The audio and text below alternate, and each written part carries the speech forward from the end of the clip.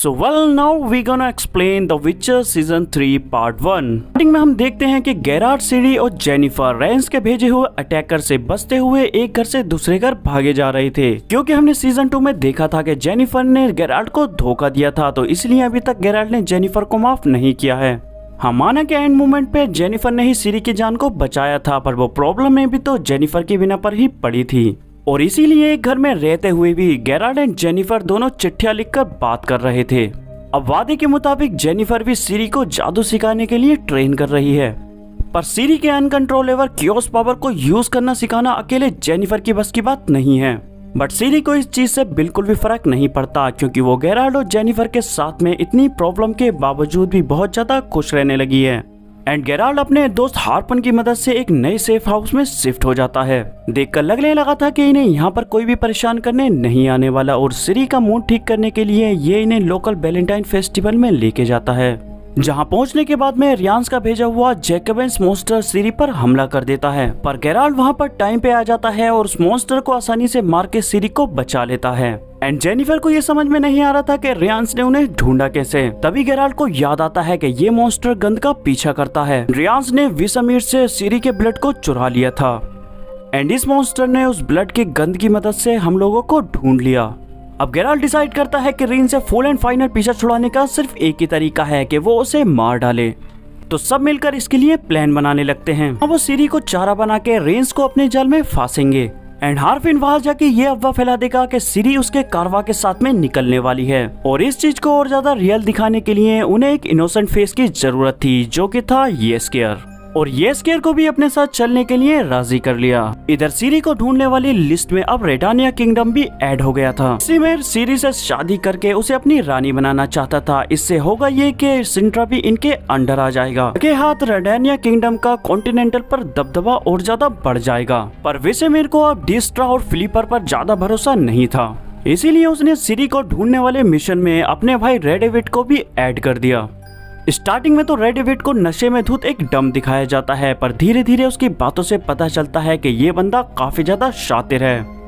And रेडेविड और येस्केयर की हम आगे जाके बात करेंगे। इधर ईयरफोन के फैलाए हुए रूमर्स अब फ्रेंचेस्का तक भी पहुंच गए थे। अगर आपको याद हो तो इसको भी सिरी की जरूरत है, क्योंकि ये एल्फ को कॉन्टिनेंटल पर जीत दिलाना चाहती है। पर फ्रेंचेस्का के एक साथी गैलेडन को उस पर बिल्कुल भी भरोसा नहीं था। उसे ये लगता था कि फ्रेंचेस्का अपना टाइम एंड मैन पावर दोनों ही बर्बाद कर रही है सिरी को ढूंढने के लिए, और इसी बात को लेकर गैलेडन एंड फ्रेंचेस्का में थोड़ी अनबन हो जाती है। पर फ्रेंचेस्का इस चीज को बहुत अच्छे से मैनेज भी कर लेती है। दूसरी तरफ हम देखते हैं कि सिरी को ले जाते हुए हार्फन का कारवा एक खंडर पर जाकर रुकता है, एंड ये जगह एक ऐसे एल्विन वॉरियर की मेमोरियल है जिसने कंजक्शन ऑफ स्पेयर के बाद में इंसानों के खिलाफ में जंग छेड़ दी थी। बट इस जंग में एल्फ्स की बुरी तरीके से शिकस्त हुई थी। और तभी हमें दिखाया जाता है कि सिरी को ढूंढता हुआ रेयांस भी उसके पास में आ जाता है अपने आदमियों के साथ, और दूसरी तरफ फ्रेंचेस्का भी बाकी सारे एल्फ्स को लेके उसी टाइम पर वहां पे आ जाती है। पर गेराल्ट ने येनिफर, येस्केयर और हार्फिन की मदद से सिरी को महफूज रखा। जैसे ही रेयांस को ये रियलाइज होता है कि ये एक चाल है, तो वो पोर्टल बना के वहाँ से भागने का ट्राई करता है, पर येनिफर उस पोर्टल को खोले रखती है। गेराल्ट रेयांस के पीछे जाता है एंड बहुत ही आसानी से वो उसके दोनों हाथों को तोड़ भी देता है। पर अनफॉर्चुनेटली दूसरी तरफ सिरी खतरे में होती है, तो रेयांस को बिना मारे गेराल्ट को वहाँ से आना पड़ता है। लेकिन बाहर निकलने से पहले गेराल्ट ने रिंस के अड्डे की लोकेशन को देख लिया था। गेराल्ट के आते ही उसकी टीम एल्फ्स एंड मर्सनरी पर भारी पड़ने लगी, एंड इसी बीच में फ्रेंचेस्का का भाई सिरी को पकड़ के ले जा रहा होता है। तभी गेराल्ट वहां पे आ जाता है और फ्रेंचेस्का के भाई को मार के सिरी को बचा लेता है। देख के फ्लेवेंडर सबको लेके वहां से निकल जाता है। सब कुछ शांत होने के बाद में येनिफर गेराल्ट को बताती है रेंस के बनाए पोर्टल से उसे डार्क मैजिक के वाइब्स आ रहे थे, यानी कि रेंस बस एक पपेट है, उसके पीछे का मास्टर एक बहुत ही पावरफुल मेज है। जिस पर गेराल्ट सोचता है कि वो सिरी को महफूज रखते हुए रेंस का पीछा नहीं कर सकता। तब येनिफर बताती है कि उसे सिरी को जल्द से जल्द ट्रेन करने के लिए एरेटूजा लेकर जाना होगा, और ना चाहते हुए भी गेराल्ट को सिरी से अलग होना ही होगा। और ये सब सुन के येस्केयर को रियलाइज होता है कि रेडविड बिल्कुल सही कह रहा था कि सिरी एक रानी बन के ज्यादा खुश रहेगी, उसे एक पूरी फौज की सेफ्टी मिलेगी। इस समय सिरी को एक जबरदस्त प्रोटेक्शन तो मिलेगा ही, पर येस्केयर ये बिल्कुल भी नहीं जानता था कि निवगार्डियन एम्परर एमिर, या कहें तो व्हाइट फ्लेम एके ड्यूनी, यानी कि सिरी के फादर, इतनी आसानी से सिरी को किसी के भी पास जाने नहीं दे सकते। दूसरी तरफ गेराल्ट भी रेंस के बारे में इंफॉर्मेशन कलेक्ट करने के लिए कोरेंडर एंड फेम के पास में चला गया था। एंड हाँ, ये लोग वही हैं जिन्होंने एस्ट्रिड को सिरी के ब्लड लाइन के बारे में बताया था। एंड गेराल्ट के बताए हुए डिस्क्रिप्शन से ये दोनों समझ जाते हैं कि रेंस विलिपिन कास्टल में छिपा होगा। यहीं पे इन दोनों ने गेराल्ट को एक और टिप दी कि सिरी के ब्लड लाइन की बिना पे सिरी को काफी सारे लोग और भी ढूंढ रहे हैं। अब विल्बर कैसल पहुंचते ही गेराल्ट की मुलाकात एक लड़की से होती है जो हूबहू बिल्कुल सिरी की तरह दिखती थी, और बिना टाइम वेस्ट करे गेराल्ट उस बच्ची को बचा लेता है। अब गेराल्ट को रेंस या फिर उसका मास्टर तो नहीं मिलता, पर ढूंढने पे उसे काफी सारी लड़कियां मिलती हैं जिन पे एक्सपेरिमेंट किया गया था और उन्हें मॉन्स्टर में बदल दिया गया था। एंड वो मॉन्स्टर गेराल्ट पे अटैक करता है और उन दोनों की फाइट होती है, और लो सीजीआई के बावजूद भी ये फाइट काफी ज्यादा अमेजिंग थी। एंड फाइनली गेराल्ट उस मॉन्स्टर को मार के बची हुई लड़की को लेके वहां से चला जाता है। दूसरी तरफ हम सिरी को देखते हैं जिसे फ्रिक्वेंटली फ्यूचर के विजन आ रहे थे, और रैंडम लोगों के फ्यूचर देख के काफी ज्यादा इरिटेट हो रही थी। ये देख के येनिफर तुरंत समझ जाती है कि उन्हें जल्द से जल्द एरेटोजा पहुंचना होगा। तब येनिफर अपनी एक पुरानी दोस्त के पास जाती है और उसे पैसे देके एक पोर्टल खरीदती है जिससे कि वो जल्द से जल्द एरेटोजा पहुंच सके। पर तभी वहाँ पे एक डॉफ और उसका मास्टर आता है, और सीरी उस डॉफ को देखते ही उसका फ्यूचर देखने लगती है, जहाँ वो देखती है कि डॉफ का मास्टर डॉफ को पोर्टल के जरिए मरने के लिए भेजने वाला है। तब बिना सोचे समझे सीरी उस डॉफ को आजाद कर देती है, और ना चाहते हुए भी येनिफर को उसके मास्टर को मारना पड़ता है। बटाने के लिए वो मास्टर वहाँ का एक बिग शॉट होता है, और उसे मरता हुआ देख के येनिफर की फ्रेंड वहाँ से भाग जाती है। अब येनिफर भी ये सब देख के जल्द से जल्द सीरी को लेके वहाँ से निकलती है। एंड येनिफर सीरी को डांटते हुए बताती है कि ऐसे किसी का भी फ्यूचर देख के उसे बदलना ये काफी ज्यादा नुकसानदेह हो सकता है, क्योंकि ऐसे कुछ भी चेंज करना या किसी की भी मौत को रोकना वो ना जाने हमारे फ्यूचर पे क्या इम्पैक्ट डाल सकती है। और दूसरी तरफ रेड डेविड के बहकावे में आके येस्केयर उनकी मदद करने के लिए तैयार हो जाता है।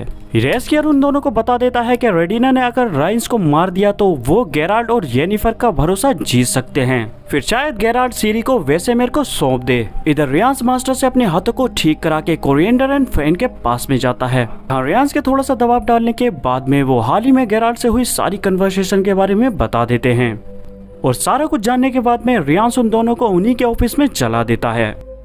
और दूसरी तरफ हम गेराल्ट को देखते हैं जो उस लड़की से बात कर रहा होता है, और उससे बात करने के दौरान उसे पता चलता है कि ये सिर्फ दिखती ही सीरी की तरह नहीं है, बल्कि इसके अंदर तो मेमोरीज भी सीरी की ही हैं, क्योंकि वो लड़की समझती थी कि गेराल्ट उसकी डेस्टिनी है। तब गेराल्ट समझ जाता है कि इस लड़की के ऊपर काफी ज्यादा पावरफुल केओस मैजिक यूज किया गया है।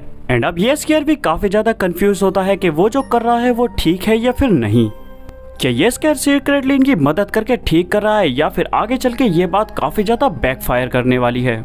यहाँ पे हमें एक और बात रिवील होती है कि येस्केयर एक पैनसेक्सुअल है, यानी कि येस्केयर को जबरदस्त क्रश आ जाता है रेड डेविड पर। एनीवेज अगले दिन गेराल्ट येस्केयर को लेके ड्यूट एनिका के पास जाता है। एंड एनिका गेराल्ट की माँ की बहुत अच्छी दोस्त थी, जो कि अब जंगल में रह रही थी ओटो नाम के बंदे के साथ में, जो कि एक बेयरवुल्फ ही था। इस ओटो की भी गेराल्ट के साथ में काफी पुरानी जान पहचान होती है, और वो दोनों खुशी खुशी गेराल्ट और येस्केयर का स्वागत करते हैं। जिसके बाद में ओटो बताता है कि गांव वालों ने विचर को हायर किया था उसे मारने के लिए, पर विचर ने उसे ना मार के एक ऐसा पेंडेंट दिया जिसे पहने रहने पे वो ट्रांसफॉर्म नहीं हो सकता। गेराल्ट रेनिका की मदद से इस बच्ची के दिमाग से उस केओस मैजिक को निकालना चाहता था, जिसकी बिना पे ये अपने आप को सीरी समझती है। रेनिका ने गेराल्ट को बताया कि इस लड़की के अंदर पार्ट L1 ब्लड है, जिसके बिना पे किसी ने इसके दिमाग के पावरफुल स्पेल करके इसके दिमाग को करप्ट कर दिया, यानी रेंस का मास्टर एल्डन ब्लड वाले बच्चों को किडनैप करके उनके ऊपर एक्सपेरिमेंट कर रहा था। ये सब सिर्फ इसलिए ताकि वो सीरी को भी इस स्पेल के जरिए अपने कंट्रोल में कर सके। और जब एनिका और ओटो इस बच्ची को ठीक करने में लगे थे तो येस्केयर गेराल्ट को फिलिपा एंड डिस्टाक के बारे में सारी सच्चाई बता देता है कि सीरी शायद रेडानिया किंगडम में ज्यादा सेफ रहेगी, लेकिन गेराल्ट को उसकी बातों पे रत्ती भर भी भरोसा नहीं होता। एंड फाइनली उस लड़की को होश आ जाता है और वो अपना नाम टेरेन बताती है। टेरेन गेराल्ट के पूछने पे बताती है कि उसे एरेटोजा से किडनैप किया गया था, एंड रेंस एंड उसका मास्टर और एक अजीब आवाज वाली औरत उसके ऊपर एक्सपेरिमेंट कर रही थी। गेराल्ट उन किडनैपर्स के बारे में पूछने लगता है, एंड एनिका ये सब करने के लिए मना करती है, पर गेराल्ट फोर्सफुली उससे उन किडनैपर के बारे में पूछता है। एंड टेरेन के अपने माइंड पे जोर डालने के बिना पे वो पोजेस हो जाती है। वो एनिका को दूर जाके फेंकती है और एनिका बेहोश हो जाती है। टेरेन ऑटो का वो पैडल निकाल लेती है, जिसके बाद में वो बेयरवुल्फ में बदलने लगता है। गेराल्ट जैसे तैसे करके उसे वो लॉकेट बना के दोबारा कंट्रोल में लेके आता है, जिसके बाद में टेरेन बिल्कुल बेहोश हो जाती है। एंड एनिका के होश में आने के बाद में वो गेराल्ट को बताती है कि उसकी माँ अब इस दुनिया में नहीं रही, कि विसनिया को लोगों ने एल्फ समझकर बुरी तरीके से पीट पीट के मार डाला था। और क्योंकि गेराल्ट को उसने जबरदस्ती एक विचर स्कूल में डाला था, इस डजंट मीन कि वो उससे प्यार नहीं करती थी, वो गेराल्ट से काफी ज्यादा प्यार करती थी। और गेराल्ट टॉपिक चेंज करते हुए बिना देरी के एरेटूजा निकलता है, क्योंकि एरेटूजा में येनिफर सिरी को लेके जा रही है और रियांस भी, क्योंकि एक पपेट है, उसका मास्टर भी कहीं एरेटूजा में छुपा हुआ है। गेराल्ट के वापस आने तक एनिका इस बच्ची को ठीक करने की कोशिश करेगी। दूसरी तरफ हमें दिखाया जाता है कि येनिफर सिरी को एक फेबियो नाम बंदे को सौंपकर एक बैंक में चली जाती है, मगर जाने से पहले येनिफर सिरी को एक लॉकेट देके जाती है। अगर सिरी किसी मुसीबत में पड़ती है तो येनिफर उसकी इस लॉकेट के थ्रू लाइव लोकेशन को देख सकती है। सिरी फेबियो नाम बंदे के साथ में भेस बदल के मार्केट में घूमने चली जाती है एंड सिरी को वहाँ पे काफी ज्यादा मजा भी आ रहा था। दरअसल सिरी को ऐसे छोड़ के येनिफर सीक्रेटली टेसेया से मिलने चली गई थी एंड यहाँ ये दोनों डायरेक्टली बात करते हैं सिरी के फ्यूचर की। कॉन्टिनेंटल में वॉर का होना तो तय है एंड सिरी इसमें काफी अहम रोल प्ले करने वाली थी। सिरी की करंट टीआरपी को देख के पता नहीं ब्रदरहुड कैसा रिएक्ट करेंगे सिरी के एरेटूजा में एडमिशन के लिए, एंड वो दोनों ही सिरी को लेके काफी ज्यादा चिंतित होते हैं। तरफ एज एक्सेप्टेड सिरी ने एक स्कैमर का पर्दाफाश करने के लिए अपने आप को खतरे में डाल लिया था। इस मौके का फायदा उठाकर ये लड़की सिरी के पैसों को चुरा लेती है। तभी सिरी अपने लॉकेट पे एक लॉकेटर स्पेल पड़ती है और लॉकेटर स्पेल के एक्टिवेट होते के साथ ही येनिफर उसके पास में आ जाती है एंड येनिफर के साथ में बाकी सारी जादूगरनियां भी होती हैं एंड सिरी को क्योस मैजिक सिखाने के लिए टेसेया एंड बाकी सारे जादूगर मान भी जाते हैं। तब येनिफर सिरी को अच्छे से समझाती है कि उसे एक लो लेवल स्टूडेंट की तरह रहना होगा, जिसके बाद में येनिफर भी बाकी सारों की ही तरह बिहेव करने लगती है सिरी के साथ में। येनिफर का बिहेवियर चेंज होता देख सिरी काफी ज्यादा परेशान हो जाती है और गुस्से में सिरी वहाँ से चली जाती है, जिसके बाद में येनिफर उसे समझाती है कि तुम्हें ये महारानी वाला एटीट्यूड छोड़ना होगा, यहाँ तुम एक स्टूडेंट हो। बोलती है कि वो उसकी तरह जादू सीखने के लिए अपनी सोल नहीं बेचने वाली। येनिफर को लगता है कि एरेटूजा जाकर ब्रदरहुड के साथ में सबको एक मीटिंग करनी चाहिए ताकि वो नॉर्थ के सारे राजाओं को एक कर सके आने वाली जंग के लिए। इधर सिरी ने लोकेटर स्पेल की मदद से गेराल्ट को कांटेक्ट करने की कोशिश की और मौका देख के वहाँ से भाग गई। इधर डी-स्टार्क को पता चला कि विसेमीन ने चुपके से निल्फगार्ड से मिलके एक डील कर ली के चलते फ्यूचर में निल्फगार्ड रिडेनिया को फुल प्रोटेक्शन देंगे और कॉन्टिनेंटल को जीतने के बाद में बदले में रिडेनिया को नए टेरिटरीज भी मिल जाएंगे। बदले में बस विसेमीर को सिरी को एम्परर एमिर के हाथ में सौंपना होगा।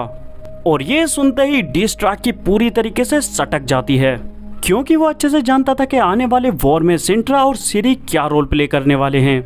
अब जिसके हाथ में भी सिरी होगी उसके पास में सबसे ज्यादा पावर होगी और जीतने के चांस भी उसी के ज्यादा होंगे। ये बस निल्फगार्डियन रिडेनिया के भोंदू राजा को चूना लगा रहे थे। डी-स्टार्क विसेमीर को समझाने की कोशिश करता है, पर विसेमीर को डी-स्टार्क की कोई भी बातों में कुछ भी इंटरेस्ट नहीं था, क्योंकि उसने अब ऑलरेडी मन बना लिया है कि वो सिरी को निल्फगार्ड के हवाले कर देगा। अब वैसे मेरे को सबक सिखाने के लिए डी-स्टार्क ने उसकी करंट बीवी का सर काट के उसे तोहफे में दे दिया एंड बॉक्स के ऊपर पेपर पे लिखा था gift from Nilfgaard. And D-Stark के झांसे में आके भोंदू राजा दोबारा से निल्फगार्ड के खिलाफ हो जाता है और दूसरी तरफ डी-स्टार्क की सच्चाई जानते हुए भी रेडबीट उसका कुछ नहीं बिगाड़ सकता। एंड पोर्टल से निकली डार्क एनर्जी को फील करके फिलिपा भी समझ गई कि रेंज शायद निल्फगार्ड के लिए काम कर रहा है, क्योंकि रेंज को हायर करने वाली निडिया ही थी जो कि उसने निल्फगार्ड के कहने पे किया था। पिछले सीजन में अपना चेहरा चलने के बाद में ये फेक मैजिकल मास्क को यूज करती है और टेलीपैथी के जरिए बात करती है। और अब रेंज भी व्हाइट फ्लेम के लिए काम करते करते थक गया था और वो अब कुछ और ही करना चाहता था। और इधर हम देखते हैं कि कहर गैलेटन को दोस्ती की पट्टी पढ़ाकर एमिर से मिलवाने ले जाता है, क्योंकि गैलेडियन को लगता था कि वो एमिर के सपोर्ट से फ्रेंचेस्का से गद्दी को छीन सकता है।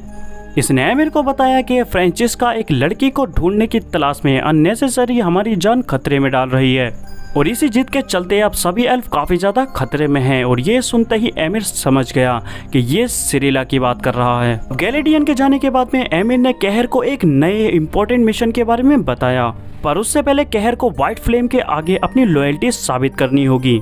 एंड एमिर कहर से अपने दोस्त गैलेडियन को मारने को कहता है ताकि वो अपनी लॉयल्टी साबित कर सके, जिसके बाद में ना चाहते हुए भी कहर को गैलेडियन को मारना पड़ता है। और हमें दिखाया जाता है कि सिरी एक घोड़े को लेकर गेराल्ट के पास जा रही है।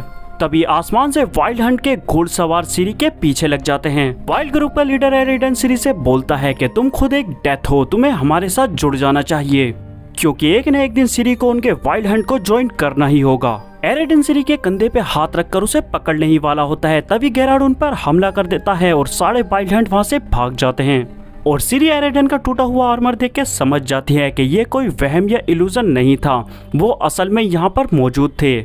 वाइल्ड हंट अपने स्पेयर से सिरी का पीछा करते हुए यहाँ तक चले आए। इस तरफ एम्परर एमिर के कहने पर कहर फ्रांसिस्का से मिलने चला जाता है और फ्रांसिस्का को अपने साथ जोड़ लेता है एंड अब ये लोग अपने एक सीक्रेट मिशन करेंगे। एंड फाइनली हमें फ्रेंचिला दिखाई जाती है जिसे एमिर ने एक जेल में कैद करके रखा था, जो बिना जादू के अपनी होशियारी से ही डिस्ट्रैक्शन का फायदा उठा के बाहर निकल जाती है।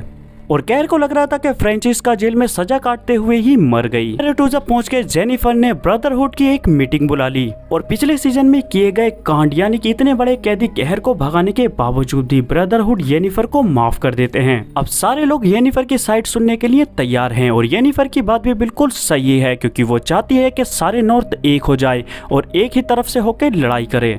येनिफर सबको समझाते हुए बोलती है कि हमें सबको एक साथ काम करने के लिए कन्विंस करना चाहिए।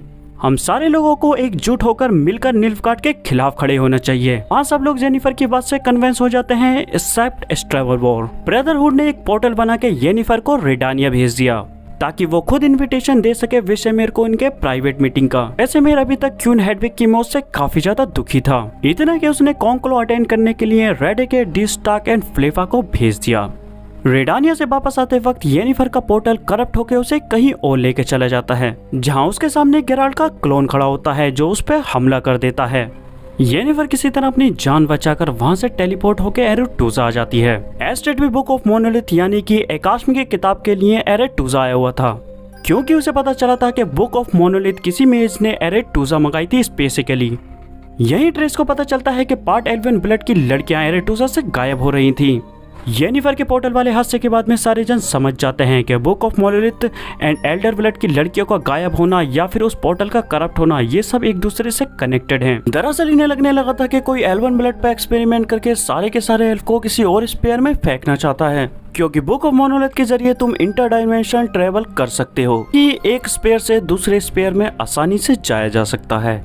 अब गेराल्ड सिरी को बताता है कि हमें जल्द से जल्द एरेटुजा आना होगा एंड सिरी को एरेटुजा आने में कोई भी इंटरेस्ट नहीं था। गेराल्ड उसे बताता है कि एरेटुजा में कोई पावरफुल मेज है जो सिरी के लिए लड़कियों पर एक्सपेरिमेंट कर रहा है और उन्हें हूबहू सिरी का रूप एंड यादें दोनों दे रहा है। और ये सब सुनने के बाद में गेराल्ड, सिरी एंड येस्कर तीनों एक फेरीमैन के बोट के थ्रू एरेटुजा निकलने लगे, बट एक सी मॉन्स्टर उस फेरीमैन को काफी ज्यादा परेशान कर रहा था। तो वो गेराल्ड से सौदा करता है कि अगर वो उस मॉन्स्टर को मार डालता है तो वो उन्हें फ्री में एरेटुजा लेकर चला जाएगा। एंड वहाँ पर वोल्डेमॉर्ट की टीम यानी कि येस्कर के कॉम्पिटिटर भी उस बोट पर ही होते हैं। वो लोग भी ब्रदरहुड के रखे हुए फंक्शन के लिए इन्वाइटेड होते हैं। अब बोट में बैठने के कुछ देर बाद ही एक ऐसा मॉन्स्टर ने इन लोगों पर हमला कर दिया, पर सिरी वहाँ पे अपना विचर वाला बैड एस जलवा दिखा के उस मॉन्स्टर को मार देती है। ये देख के गेराल्ड काफी ज्यादा इम्प्रेस हो जाता है। अब ये सारे लोग एरेटुजा पहुंच जाते हैं और वहां जाके येनिफर से मिलते हैं। येनिफर ब्रदरहुड के फंक्शन में विचर को लेके चली जाती है। येस्कर को सिरी का ख्याल रखने के लिए उसके पास छोड़ दिया जाता है, बट जैसे ही थोड़ा टाइम बीतता है येस्कर वहां से जाके सीधा रेडिवेट से मिलने चला जाता है। बट डोंट वरी, सिरी के क्वार्टर के चारों तरफ येनिफर ने एक मैजिकल प्रोटेक्शन स्पेल को यूज किया है। इधर ट्रिस एंड एस्ट्रिड डिसाइड करते हैं कि वो बुक ऑफ मोनोलिथ को ढूंढने के लिए लोकेटर स्पेल का यूज करेंगे। एंड लोकेटर स्पेल का यूज करने के बाद में उन्हें पता चलता है कि बुक ऑफ मोनोलिथ स्ट्रेगरबोर के पास है। इधर येनिफर और गेराल्ड को भी डाउट होता है कि उन लड़कियों के किडनैपिंग के पीछे स्ट्रेगरबोर है, क्योंकि एक वही है जिन्हें वो लड़कियां छूत लगती हैं और वो उनसे नफरत करके उन्हें खत्म ही करना चाहता था। बेसिकली एपिसोड 5 काफी ज्यादा कॉम्प्लिकेटेड था, क्योंकि हमें इसमें एक ही सीन को अलग अलग पर्सपेक्टिव से दिखाया गया है, यानी कि एक ही सीन को हर एक अलग बंदे के नजरिए से दिखाया गया है। कॉन्सेप्ट तो काफी ज्यादा अच्छा था, लेकिन इतनी कुछ इसकी खास जरूरत नहीं थी। अब ये एपिसोड तो काफी बढ़िया लगता है, बट यहाँ पे हम इसके खाली पॉइंट्स की बात करेंगे। बेसिकली गेराल्ड और स्ट्रिक स्ट्रेगरबोर को डिस्ट्रैक्ट करने में लगे हुए थे ताकि येनिफर उसके रूम में चली जाए और उसके रूम की अच्छे से तलाशी ले सके। होता भी बिल्कुल ऐसा ही है। येनिफर को वहाँ पे भर भर के सबूत मिल जाते हैं, बुक ऑफ मोनोलिथ के साथ साथ उन गायब हुए लड़कियों की लिस्ट भी। और ये सब देख के ब्रदरहुड भी समझ जाते हैं येनिफर, गेराल्ड, स्ट्रिड एंड ट्रिस बिल्कुल सही कह रहे थे। स्ट्रेगरबोर कुछ बड़ी डार्क प्लानिंग में लगा हुआ था। यहाँ सारे ही सबूत स्ट्रेगरबोर के खिलाफ थे और सबको यकीन भी हो जाता है कि ये कुछ डार्क प्लानिंग कर रहा है। तो इसका फाइनल वर्डिक्ट निकलने तक टेसेया बुक ऑफ मोनोलिथ को अपने पास सुरक्षित रखेगी। एंड सरप्राइजिंगली स्ट्रेगरबोर भी ये सब देख के काफी ज्यादा हैरान था, क्योंकि उसे कुछ भी समझ में नहीं आ रहा था कि यहाँ पे ये सब हो क्या रहा है। एंड इन सब के बाद में गेराल्ड और येनिफर बेड पे लेटे आराम करते हैं। तभी वो उन सारे इवेंट को दोबारा से याद करते हैं। तभी उन्हें क्लिक होता है कि असली विलन और इन सब के पीछे तो कोई और ही है। तभी गेराल्ड को याद आता है कि टेरेन किसी अजीब सी आवाज वाली लेडी की बात कर रही थी एंड वो लेडी पक्का टेलीपैथी से बात करने वाली लिडिया ही होगी। गेराल्ड नोटिस करता है कि लिडिया के इयररिंग्स बिल्कुल ट्रेसिया के ब्रेसलेट से मैच करते हैं एंड ट्रेसिया को वो ब्रेसलेट देने वाला विल्गेफोर्ट था। एंड पार्टी के दौरान विल्गेफोर्ट गेराल्ड से फर्स्ट लेडी की पेंटिंग की काफी ज्यादा तारीफ भी करता है, जो कंजक्शन के टाइम फर्स्ट टाइम ह्यूमन को कॉन्टिनेंटल पर आने को दर्शाता है। एंड तभी येनिफर को भी क्लिक होता है कि रेडानिया से वापस आते समय वो इस फर्स्ट लेडी वाली पेंटिंग में ही टेलीपोर्ट हुई थी, क्योंकि उसका पोर्टल करप्ट हो गया था। एंड इसीलिए अब बिल्कुल क्लियर था उस पोर्टल के करप्ट होने से, उन लड़कियों के किडनैप होने से और रेंस का मास्टर विल्गेफोर्ट ही है। और ये सारी प्लानिंग विल्गेफोर्ट की थी स्ट्रागोपोर को फांसने के लिए, ताकि सबका ध्यान उसके ऊपर चला जाए। और ये सब समझते के साथ ही गेराल्ड बिना देरी किए अपनी तलवार लेके बाहर चला जाता है, जहाँ पे कुछ चिल्लाने की आवाजें आ रही थी। पर तभी डी स्टार्क उसके गर्दन पर चाकू रख के उसे रोक लेता है एंड यहीं पर हो जाता है वॉल्यूम 1 की एंडिंग। एंड क्योंकि डी स्टार्क निल्फगार्ड के खिलाफ है, तो वो गेराल्ड को क्यों रोकता है और ये सब कुछ क्या है, और वॉल्यूम 2 की प्रोडक्शन एंड थ्योरीज हम अपने दूसरे पार्ट में कवर अप करेंगे। तो उसके लिए जिसने भी चैनल को सब्सक्राइब नहीं किया है, चैनल को सब्सक्राइब कर लें भाई, इसमें बहुत मेहनत लगती है वीडियो को बनाने में। और वॉल्यूम 2 को लेके आप सबकी क्या क्या थ्योरीज हैं वो भी मुझे कमेंट बॉक्स में आप कमेंट करके बता सकते हैं। Thanks for watching my video.